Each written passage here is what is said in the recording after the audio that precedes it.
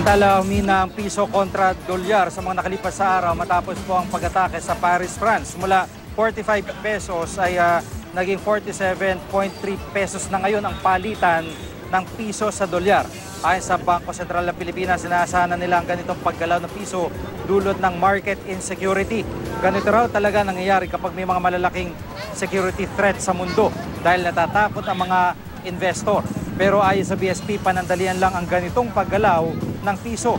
Ayon kay BSP Deputy Governor for Monetary Stability Sector, Diwa Gonigundo, inaasahan kapag kumalma ng sitwasyon sa Europa, nakita na ng mga negosyante na ligtas muling mamuhunan sa mga umuusbong na ekonomiya tulad ng Pilipinas. Babalik din ang tatag ng piso at kumpiyansa sa mga ekonomiya sa Asia. Malaking benepisyo naman para sa mga OFW na nagpapadala ang paggalaw ngayon ng piso.